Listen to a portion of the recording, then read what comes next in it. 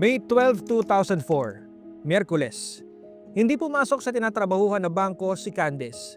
Nag-alala tuloy yung mga kaibigan niya sa opisina kasi kagabi lang magkakasama sila. Hinatid pa nga nila kagabi si Candice sa kondominium niya na malapit lang din sa bangko. So pinuntahan ng isang kaopisina ang kondo ni Candice para kamustahin siya. Sumakay ng elevator ng kaopisina, umakyat ng 11th floor. Unit 1103 nakatira si Candice at nang buksan ang pintuan ng unit, hindi makapaniwala ang kaopisina sa nakita. Ang nakita niya ang dugo ang walang buhay na si Candice sa sahig, sa gitna ng magulong kwarto. May bakas ng saksak, may mga pasa at hiwa, at may isang floor map na nakasaksak sa maselang parte ng kanyang katawan.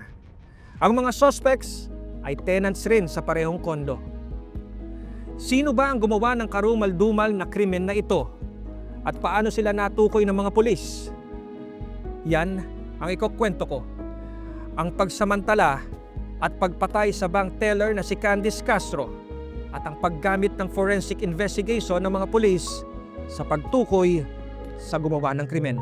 Matapos ang karumal-dumal na pagpatay at pagkasamantala sa 23 anyos na bank teller na si Candice Castro sa kanya tinutuloy ang kondominium sa Maynila, naging hinagpis na nanawagan para sa agarang hustisya ang kanyang pamilya sa mismong burol nito. Ayon kay Mang Rogelio, umamin na umano si Philip Marcelo na may kasabot sa krimen.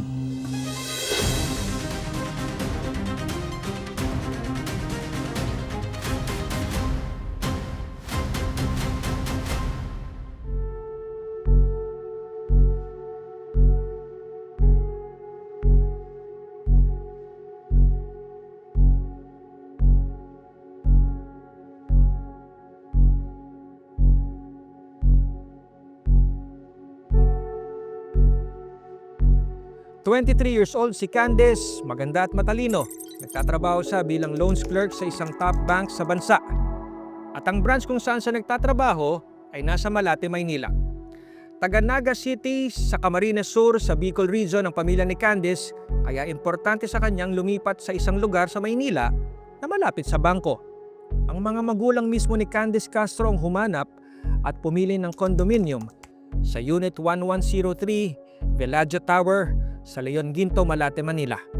Pinili nila ang kondo kasi katapat lang ito ng bangko. Wala pa sigurong 5 minuto, makakarating na si Candice sa trabaho mula sa kondo and vice versa. Bukod sa hassle-free na lokasyon ng kondo, napili nila ito para hindi sila lubos na mag-alala sa kaligtasan ng anak kapag sobrang maaga papasok at late naman na pauwi mula sa trabaho. Ang sabi nila, friendly and popular si Candice sa mga katrabaho, kaya hindi nakakagulat na kung minsan may mga kaopisina siyang bumibisita sa kanya sa kondo after working hours. May 11, 2004, gabi ng Martes.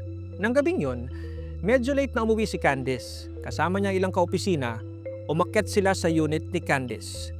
Unit 1103. Sa ground floor ng kondo, nadaanan nila Candice ang isang grupo na nagiinuman.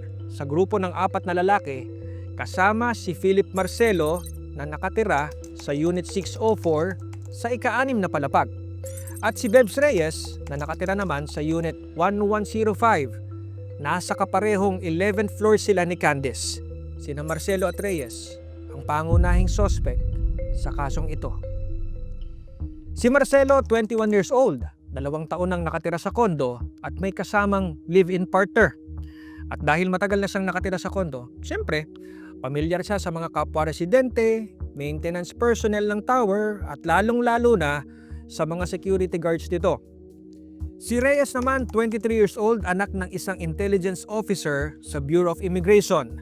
Sa mga magulang niya nakapangalan ng Unit 1105, pero sa okupante ng mga panahon na ito. So habang tuloy ang inuman sa ground floor, after 30 minutes, mula nang dumating si Candice at mga kaibigan, bumaba sila. Hinatid na ni Candice palabas ang mga kaopisina. So obviously, pag alis ng mga kaibigan, mag-isa na lang na umakyat si Candice sa unit niya. Ayon sa court documents, alas 2 ng madaling araw ng May 12, 2004, nang matapos ang inuman ng grupo nila Marcelo at Reyes.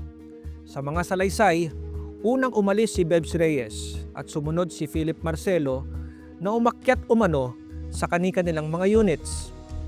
Kinabukasan, Walang Candice Castro na sumakay sa elevator at bumaba sa ground floor ng kondo. Walang Candice Castro na naglakad at tumawid papunta ng pinapasukang bangko. Walang Candice Castro na maagang pumasok at bumati sa bawat kaopisina. Kaya nagtaka ang mga katrabaho, lalo na ang mga nakasama niya kagabi. Agad nagpunta sa kondo ang isang lalaking kaopisina ni Candice. Pagdating niya sa kondo, sinamahan siya ng building admin na umakyat sa unit ni Candice.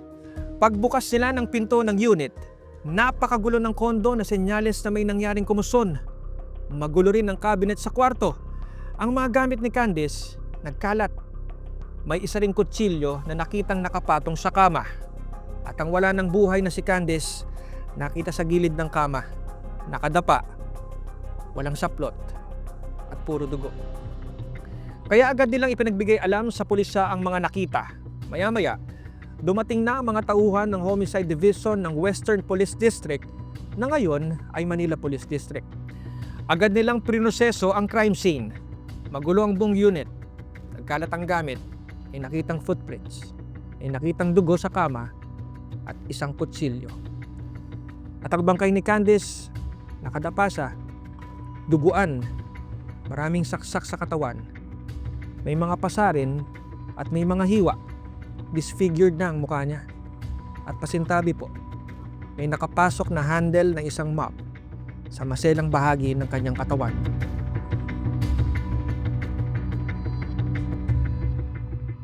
Sa itsura ng crime scene, malahalimaw ang ginawang pag-abuso at pagpatay kay Candice. Kinuha rin ng mga investigator ang mga nakitang fingerprints sa unit ni Candice. Doon sa CR, nakita nilang wala sa posisyon ng hand shower, na sa tingin nila ay ginamit ng suspect para maghugas. Kaya kinuha nila ito para kunan ng fingerprint. May nakita silang mga patak ng dugo palabas sa unit ng biktima. Kaya nagsagawa sila ng luminol test. Ano nga ba ang luminol test? Ang luminol test, kung napapanood nyo sa mga TV crime shows, ay isang forensic test kung saan may ini-spray na luminol o isang kemikal na umiilaw naman kapag nahalo o nagkaroon ng contact sa maliit o kahit napakaliit na bakas ng dugo. At sa luminol test na ginawa, nakita ang isang blood trail. Mula sa unit ni Candice, sinundan papunta sa hallway ng kondo ang mga bakas ng dugo hanggang sa makarating sa ikalawang elevator ng gusali. Wala naman sa ikalawang elevator. Huminto at nakita nila na may bakas ng dugo palabas naman sa 6th floor na leading naman sa Unit 604. Guess who? Sino ang nakatira sa room 604? Si Philip Marcelo. At habang abala ang mga pulis sa pag-iimbestiga, nung araw rin mismo, nung nakita ang bangkay ni Candice, natsyempohan ng mga investigador si Philip Marcelo sa ground floor ng kondo, mga bandang 2:00 ng hapon nito. Napansin nila ang mga sugat at kalmot nito sa mukha. So tinanong nila si Marcelo, saan mo nakuha ang mga sugat na yan? Ang sabi ni Marcelo nag-away kasi sila ng misis niya. At dahil nagduda ang mga pulis, niyaya nila si Marcelo na agad magpa-medical sa ospital ng Maynila at sumailalim sa alcohol breath test at drug test si Marcelo. Ang resulta, positive sa paggamit ng methamphetamine o shabu. Dahil dito, mula ospital, diretso si Marcelo sa homicide section ng MPD o Manila Police District. At habang nasa presinto, hiningi ng mga pulis na hiramin yung sandals ni Marcelo. Kasi nung pinoproseso na ng mga pulis ang crime scene, may nakita silang footprint sa unit ni Candice. Malaki ang size ng footprint. At si Marcelo ay isang malaking tao. Nasa heavy side. Sa ibinigay na sandals, may nakitang dugo ang mga pulis. Kumuha sila ng sample nito para alamin kung kanino galing ang dugo. Pati yung mga trail o bakas ng dugo sa hallway at elevator ay kinolekta na rin para ipa-DNA. Samantala, dumating na rin sa Maynila ang mga magulang ni Candice na galing pa sa Bicol Region. Sila mismo ang kumilala sa anak. At dito, agad na isinailalim sa autopsy at post-mortem examination ang bangkay ni Candice. Sa autopsy at post-mortem, nakitang nagtamo ng mahigit sa 40 saksak si Candice. 24 sa dibdib, at ang karamihan ay sa muka. May mga pasa rin sa katawan na indikasyon na sinubukan niyang labanan ng salarin. May mga sugat sa ulo, balikat, dibdib, braso, pati na sa mga daliri. Sa resulta ng DNA test, nakumpirma na ang trail ng dugo na nakita sa hallway, elevator hanggang sa labas ng unit ni Marcelo ay dugo ni Candice. Pati na rin ang dugong nakita sa sandals niya. Naalala nyo yung hand shower na parang iba yung posisyon? May nakitang mga fingerprints ni Marcelo sa shower head doon sa unit ni Candice ito. Lahat ng forensic evidence na yan itinuturo na si Marcelo ay naroon sa unit ni Candice nang gabing patayin nito. Ayon pa sa dokumento ng korte, inamin rin ni Marcelo sa kanyang testimonya na isa siya sa umakyat sa unit ni Candice ng madaling araw ng May 12 at yung isa raw na kasama niya ay si Bebs Reyes ng Unit 1105. Dahil dito sinampahan ng kasong rape with homicide sina Marcelo at Reyes. June 2, 2004, ilang linggo mula nang patayin si Candice, lumutang sa National Bureau of Investigation si Bebs Reyes. Pero itinanggi niyang may kinalaman siya sa pagpaslang kay Candice Castro. Napunta siya sa custody ng NBI pero noong June 25, 2004, pinakawalan rin siya. Ang sabi ng NBI, wala na silang sapat na dahilan para manatili sa kanilang kustodiya si Reyes. Ang sabi pa ng abogado ni Reyes, voluntaryo siyang nagpa-kustodiya sa NBI dahil sa banta sa kanyang buhay. Depensa pa ni Reyes hindi rin daw niya kilala si Candice at hindi rin daw sila close ni Marcelo. Ang kwento ni Reyes, nung gabing namatay si Candice, nagiinuman nga sila ng mga security guard at utility man ng kondo nang sumama sa kanilang grupo si Marcelo. Doon lang sa inuman raw niya nakilala si Marcelo. Pero ilang minuto lang ay umalis din siya dahil nairita raw siya sa kayabangan ni Marcelo. Pinagmamalaki raw nito na kaya niyang makuha lahat ng babaeng gusto niya. Hambog ano? Dahil nagkasagutan pa sila, sinabihan pa raw siya ni Marcelo nung umalis siya na may araw ka rin. Pero di lang daw niya pinansin ang banta sa kanya at bumalik na lang siya sa kanyang unit at natulog na lang. Depensa rin ng ina ni Reyes, magkakasama silang pamilya sa unit nung gabing iyon at di nila nakitang lumabas uli ang anak. Sabi pa ng kanilang abogado, imposible raw na si Reyes ang pumatay kay Candice kasi mas malaki raw ang biktima kay Reyes. 90 pounds lang si Reyes at may taas na 5 feet at 4 inches. Samantalang si Candice ay 5 feet 7 inches at nasa 130 pounds ang bigat. July 2, 2004. Matapos ang preliminary investigation, nakakita ng probable cause ang piskalya kaya nirekomendang sampahan ng kasong rape with homicide pareho sina Philip Marcelo at Bebs Reyes. At noong July 27, formal na silang sinampahan ng kaso sa korte. Sa arraignment noong August 10, naghain ng not guilty plea si Marcelo. No-show naman si Bebs Reyes na inirepresenta ng kanyang abogado. At makalipas ang higit 6 na taon mula nang paslangin si Candice, noong July 6, 2010, ang verdict ng Manila Regional Trial Court, guilty sa rape with homicide si Philip Marcelo. Ang punishment, reklusyon perpetua. Pero si Bebs Reyes bigla na lang naglaho. Pagkatapos niya magbigay ng salaysay sa NBI noong June 2004, hindi na lumutang si Reyes sa mga otoridad. Naglabas ang mga otoridad ng 1 million peso reward money para kung sinong makapagturo kay Bebs Reyes. Pero hanggang ngayon, di siya makita. Hindi pa siya naihaharap sa korte. Si Marcelo, nag-file ng appeal sa Court of Appeals. Pero noong November 19, 2014, talo sa appeal si Marcelo. Kinatigan ng Court of Appeals ang naunang desisyon ng Manila Regional Trial Court.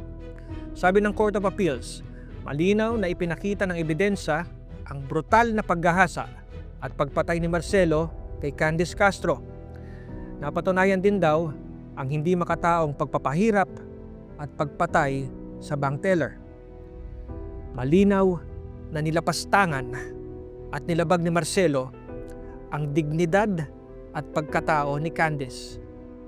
Malinaw din sa korte na nasa impluwensya ng droga si Marcelo Kaya hindi niya alintana ang tindi ng sakit at pahirap na dinanas ni Candice. At sabi ng korte, base sa mga ebidensya, ang mga pinsalang natamo ni Candice sa kanyang ulo, buka, balikat, dibdib, mga braso, daliri, pati na rin ang dami ng suntok at saksak na tinamo niya at ang mga pisikal na kondisyon ng crime scene na iniwan ni Marcelo ay patunay na ginamit niya ang kanyang pisikal na lakas para gahasain at patayin si Candice. Sabi pa ng korte, sa tulong ng kasabwat nito, wala talagang kalaban-laban ang dalaga. Obvious daw sa ebidensya ang matinding struggle ni Candice para makawala hanggang sa huling hibla ng kanyang buhay. Lumaban talaga si Candice. Bukod sa reklusyon perpetua or up to 40 years na pagkakakulong, pinagbabayad rin si Marcelo ng 100,000 pesos para kompensasyon sa pinsalang dulot ng krimen. Mga 2.6 million pesos para sa unearned income at actual damages. At marami pang ibang fees para sa damages. Aabot ang total sa 5.7 million pesos.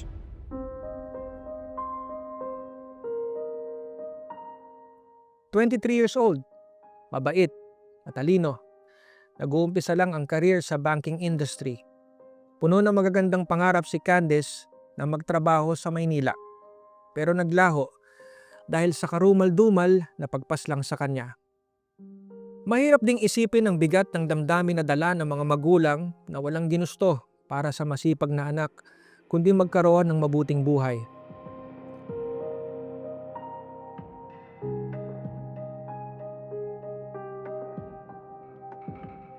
Kayo, anong tingin nyo sa parusang ibinaba ng korte kay Marcelo? At paano naman si Bebs Reyes? 21 years. 21 years. Mula nang takasan ni Reyes ang hustisya. Bakit sa tingin ninyo, hindi pa siya nahuhuli? May haharap pa kaya siya sa hustisya? I-comment nyo ang inyong mga opinion dito. I-share, like, at huwag kalimutang mag-subscribe sa aming YouTube channel. Ako po si Jeff Caparas at ito ang Philippines' Most Shocking Stories.